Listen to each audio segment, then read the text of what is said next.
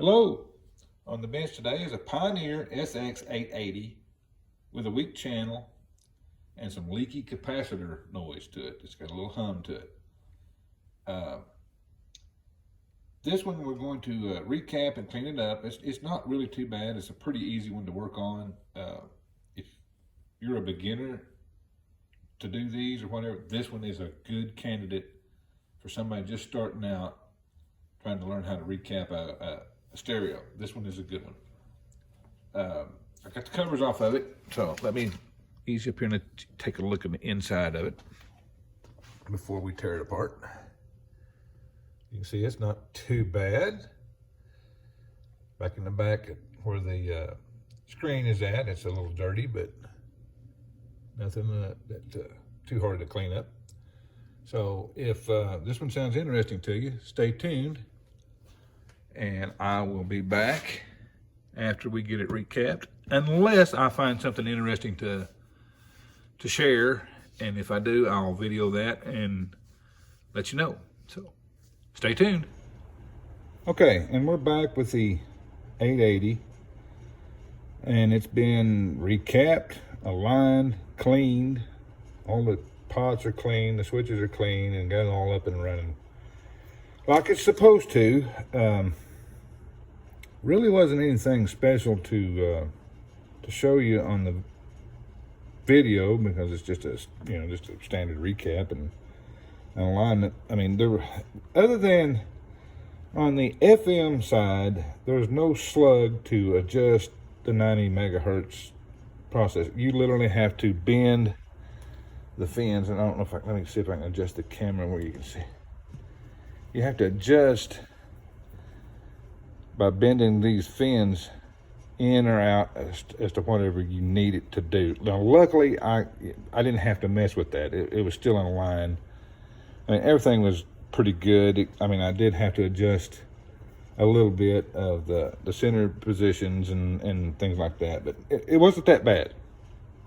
The bias, however, was pretty bad. Now, the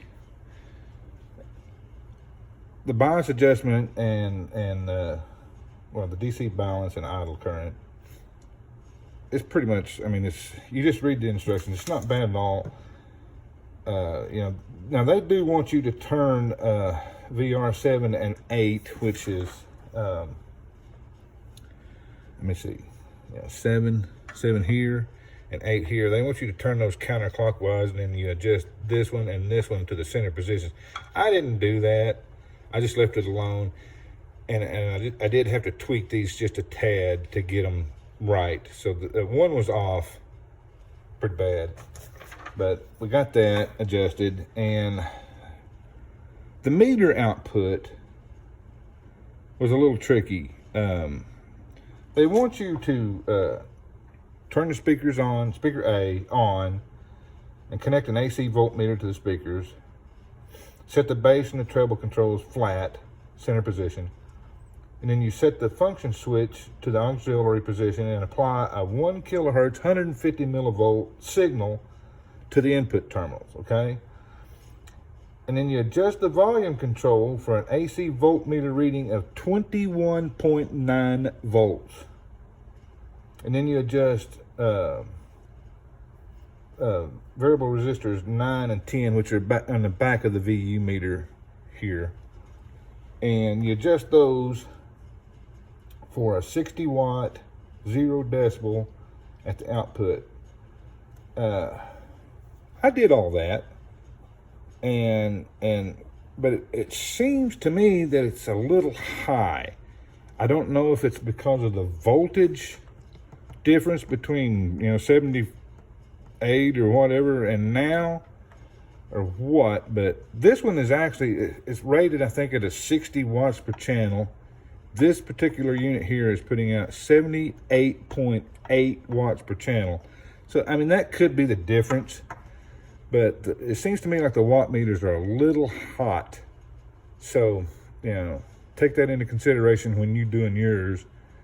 You could back that off just a little bit. I don't know how accurate that's going to be, though. So, I mean, this one here will peg the needles out pretty easily without distorting. Of course, the problem with it is if you run it too long like that, with the bass and stuff, kicking it over to 100, over 120 watts per channel, the speaker protection relay will kick it out. So keep that in mind as well. But we're going to wrap this one up.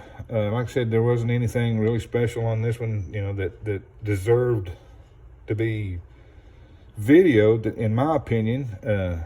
So hopefully on the next one, we'll have something a little more interesting that we can talk about. But matter of fact, I think we got it's a Marantz 2230 coming up. So keep an eye out for that. And when I get started on it, I'll post a video on it as well. So, but you guys have a great day, and thanks for watching.